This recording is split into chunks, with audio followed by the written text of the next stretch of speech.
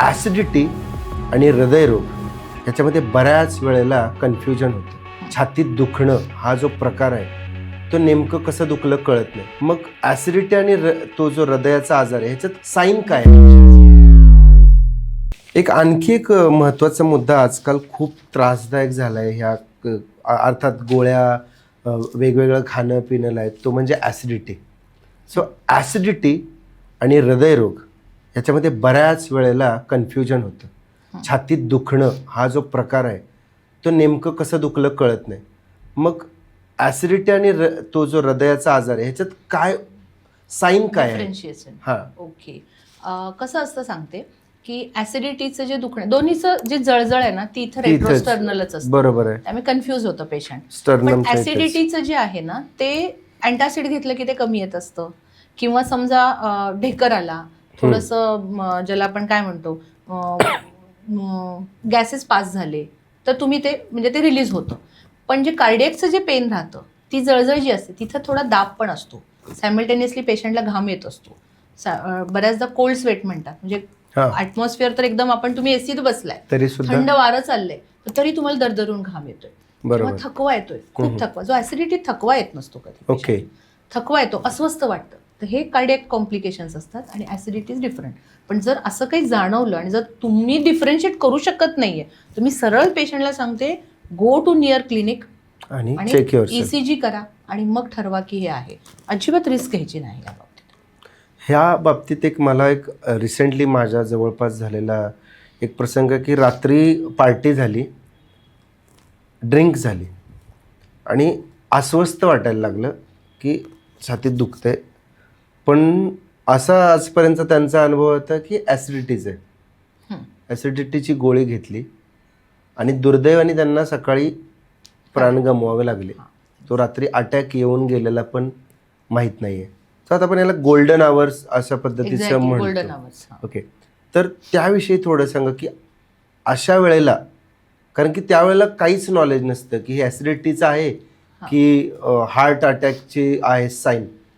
काय असतात म्हणजे त्यावेळेचे प्रसंग काय असू शकतात अंदाजे? आता जसं मी सांगितलं की तुम्हाला जेव्हा हार्ट अटॅक येतो तेव्हा छातीत दाब बसत असतो, घाम येतो, left shoulder pain, left hand pain, okay, back pain, काही वेळा लोअर जॉ पेन होतो. बऱ्याचदा काही वेळा तुम्ही चालताना पेशंटला इथं दुखतं आणि मिसगाईड होतात की अरे माझं दातांचं दुखणं सुरू झालंय का. असे पण काही पेशंट्स आहेत की मला जबडा दुखत होता पण माझ्या लक्षात आलं नाही की हे हार्टशी रिलेटेड आहे. चक्कर येणं, अस्वस्थ वाटणं, पहिले 3-4 आठवडे ना पेशंटला थकवा येत असतो, सतत पेशंट थकत असतात किंवा झोप न लागणं. मग यावेळी किंवा जेव्हा तुम्हाला समजा घाम आलाय, दुखायला लागलेलं आहे तर अशा वेळी सगळ्यात पहिली गोष्ट करायची आहे ती म्हणजे डीप ब्रीथ करायचं. ओके. कोण समोर जवळ जे असतील व्यक्ती त्यांना सांगायचं की मला पिक करा आणि मला हॉस्पिटलमध्ये घेऊन चला की मला प्रॉब्लेम येतोय. किंवा जर स्वतः जरी तुम्ही करू शकत असाल तर पटकन डॉक्टरकडे जाणं, कोणत्याही डॉक्टरकडे जवळ असलेल्या हॉस्पिटलमध्ये. तेही मी स्पेसिफिक नमूद करते जिथे ICU मॅनेजमेंट आहे तिथे जा. पटकन जाणे. लोकांचं कसं होतं की बऱ्याचदा आपण आपल्या जनरल प्रॅक्टिशनरकडे जातो मग तिथे डॉक्टर तुम्हाला हे सांगतात ECG असेल तिथं सोय तर ठीक आहे, नसेल तर ते म्हणतात नाही मला. त्यांना जर ते लक्षात आलं तर ठीक आहे. प्रत्येक वेळी काही लक्षात येईलच असं नाही. मग त्यावेळी बऱ्याचदा तो वेळ जातो. त्यामुळे जेव्हा तुम्हाला असं काही जाणवतं तेव्हा पटकन तुम्ही जवळ जिथे ICU मॅनेजमेंट आहे तिथल्या हॉस्पिटलमध्ये जाणं आणि ॲडमिट होणंही जास्त गरज आहे. पण हा जो मधला वेळ आहे डॉक्टरपर्यंत पोहोचोपर्यंत, ICU पर्यंत पोहोचोपर्यंत, त्यावेळी तुमचं एक तर मुळात तुम्ही डीप ब्रीथ करायला पाहिजे. तुमचं कॉन्फिडन्स लेवल लूज करायचं नाही की आता काहीतरी संपतंय माझं आणि चला असं नाही, हालचाल करायची नाही. बऱ्याचदा तुम्ही काय करता की सतत चालत असतं, अस्वस्थ होत असतं त्यामुळे पेशंट चालतात, ह्याला फोन कर त्याला फोन कर, मला कसं तरी होतंय, मला कसं तरी होतंय. आणि त्यावेळी बऱ्याचदा तुमचं उलट हृदयावरचा ताण जास्त वाढतो, स्ट्रेस लेवल वाढते. सिट इन अ चेअर, तुम्ही शांत बसा, डीप ब्रीथ करा, एखादा फोन लावा जो तुम्हाला इम्पॉर्टंट फोन लावायचा आहे तो, आणि एका जागीच बसून पटकन डॉक्टरकडे जाणं हे पहिलं हे असतं. त्याला गोल्डन आवर्स म्हणतात. जे काही वेळा अर्धा तासापासून ते मॅक्सिमम 2 तासापर्यंत राहू शकतात. त्यामध्ये डिफर्स म्हणजे असं काही सांगता येत नाही पेशंटला, पेशंट टू पेशंट आणि त्या सिच्युएशन मध्ये how he is reacting. Exactly. Okay. आता हे आपण बऱ्याच वेळेला बघतो की पुरुषांना हार्ट अटॅक आला वगैरे, पण महिलांमध्ये पण ते प्रमाण वाढत आहे. आणि त्यासाठी मला जे माहिती मिळाली की तुम्ही पुना प्रिव्हेंटिव्ह मध्ये तुमच्या हॉस्पिटलमध्ये वुमन्स कार्डियक हेल्थ प्रोग्राम एक डिझाईन केलेलं आहे. तर महिलांसाठी तुम्ही काय सल्ला द्याल आणि त्यासाठी आपल्या क्लिनिकमध्ये तो प्रोग्राम काय आहे नेमका? मुळातच सांगू का, पूर्वी महिला ही 4 भिंतींच्या आत असायची. ओके. आता तिचं 4 भिंतींच्या बाहेरचं पण एक विश्व आहे. बरोबर आहे. पण ऑफिस आहे, जरी ती बरोबर. ऑफिस अवर्स किंवा बाहेर जरी वर्किंग असेल तर तिचं मागचं ही 4 भिंत काही तिला सुटलेली नाहीये. त्याच्यामुळे ती आणि बाहेरचं विश्व असं दोन्ही मिळून तिला कॉम्बिनेशनली तिचं मानसिक ताण जास्त वाढत निघालेला आहे. राईट. तिसरं गोष्ट आहे की याच्यातून आलेलं स्ट्रेस, त्यामुळे हॉर्मोनल चेंजेस. पूर्वी थायरॉइडचे प्रॉब्लेम असणाऱ्या खूप कमी लोक असायचे. आता मात्र 10 महिलांच्या पैकी 7-8 जणींना थायरॉइडचे प्रॉब्लेम आहेतच. राईट. त्याचा तिसरा परिणाम आहे की बॉडीमध्ये इन्फ्लमेशन होतं. म्हणजे मुळातच कसं आहे की वेळोवेळी जेवण, न्यूट्रिशनली खाल्लं नाही, झटपट बनवणाऱ्या भाज्या आणून की ठेवायचं. की पटकन बनवलं आणि मी निघाले, का तर मला टाइम मॅनेजमेंट करायची आहे. बरोबर. या सगळ्या घाई गडबडीत पाण्याचं प्रमाण कमी पडतं, स्ट्रेस वाढलेला आहे, इन्फ्लमेशन बॉडीत वाढतं, वजन वाढत निघालेलं आहे. त्याचा परिणाम तुमचं डायबिटीज, BP हे वयाच्या 45-50 मध्येच आजकाल येतं. तर या महिलांच्या मध्ये नो डाऊट की तिला आम्ही असं सांगू शकत नाही तुझं जॉब सोड. हो, तिला तिचं आर्थिक गणित त्याच्यावर बसलेली आहेत सगळी. मग त्या जॉबचं शेड्यूल आम्ही सगळं जाणून घेतो आणि मग त्याच्यानुसार त्यांना आम्ही डाएटरी फूड हॅबिट्स कशा चेंज करायच्या. तुम्ही त्या वेळी बाबा ही जेवणाची वेळ आहे तर ती तुम्हाला मिळत नाही, ती कशी मॅनेज करायची, पाण्याचं प्रमाण कसं व्यवस्थित ठेवायचं, वाढलेलं वजन कंट्रोल करायचं आहे आणि डाएट हे करायचं आहे, तो कसा मॅनेज करायचा. ह्या इथंपर्यंत हे केलं तर काही वेळा मग काही हाय डोस ऑफ व्हिटॅमिन C वगैरे, त्यांचं व्हिटॅमिन B12, व्हिटॅमिन D ह्या सगळ्याचं ॲनालिसिस केलं जातं जेणेकरून ती महिला ही वयाच्या 60-65 मध्ये पण सक्षम राहिली पाहिजे. हा झाला एक वयोगट की अपेक्षा आहे की 50 नंतर हार्ट अटॅक येऊ शकतो, 60 नंतर येऊ शकतो. पण एक नवीन समीकरण येतंय भारतामध्ये, जसं की भारत हा डायबेटिक कॅपिटल आहे. मी तर लहानपणापासून हब ऑफ डायबेटिक आहे की 10 पैकी 7 लोकांना डायबिटीस असण्याची शक्यता 10% किंवा होण्याची शक्यता आहे.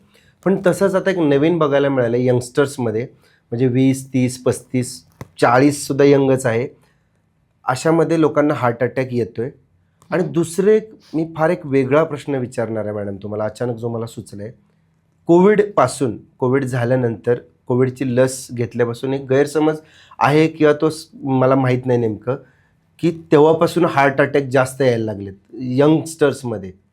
आहे काय आहे नेमकं, यंगस्टर्सना हार्ट अटॅक काय येतात आणि त्यापासून कसं वाचलं पाहिजे तरुण पिढीने? आता कोविड हा जरी एक म्हटलं, कारण कोविडचा जो व्हायरस होता तो कोॲग्युलेशन फॅक्टर करणारा होता. ओके. ब्लड कोॲग्युलेट होत होतं.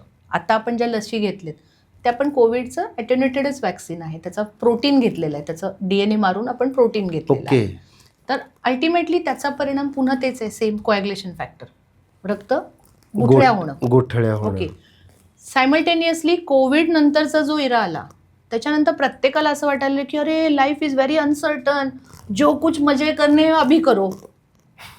ज्या काही जो पैसा आहे तो इथं, जे पूर्वी आपलं कसं होतं की साठवणं एकमेकाच्या, हा एक ट्रेंड आलाय. हा, तो मजे करण्याचं जे काही कन्सेप्ट आला त्याच्यात मग जंक फूडचं खाणं, मग एक्सरसाइज नाही, मला आज झोपायचंय, माझी इच्छा आहे, उद्या माहित नाही मी आहे का नाही, मी आज झोपून घेतो. राईट. उद्या मला माहित नाही माझं काय होणार आहे, आज मी दारू पिऊन घेतो. मग याच्यामध्ये तुमची लाईफस्टाईल बिघडली. राईट. सिडेंटरी लाईफस्टाईल जास्त आलं. तुम्ही घरी बसला होतात सगळेजण आणि घरी बसून बैठी जीवनशैली तुमची जास्त वाढली. कोविड वॅक्सिन असो किंवा झालेला कोविड असो, युजली मॅक्सिमम जे पेशंट येत आहेत त्यांना कोविडची हिस्ट्री आहे. म्हणजे मी सांगते, dengue, swine flu, Covid, chikungunya, typhoid सारखे जर आजार होऊन गेले, किंवा TB सारखे व्हायरल किंवा बॅक्टेरियल इन्फेक्शन्स जेव्हा तुम्हाला होऊन जातात तेव्हा तुमच्या बॉडीमध्ये इन्फ्लमेटरी चेंजेस हे जास्त होतात.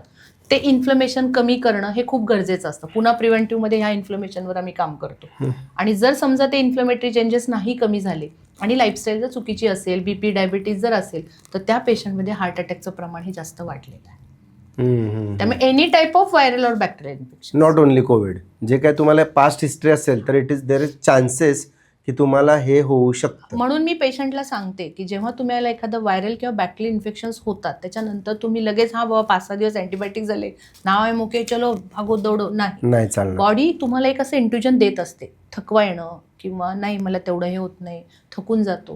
तर अशा वेळी तुम्हाला बॉडीला रिपेअर करायला वेळ देणं गरजेचं. आपण काय करतो, सुट्टी टाकतो आणि झोपतो, तर नाही, त्याच्यामध्ये तुमचा सप्लिमेंटचा रोल खूप येतो. Vitamin D, vitamin B12, vitamin C, काही मिनरल्स किंवा प्रोटीन डाएट हा खूप गरजेचा असतो.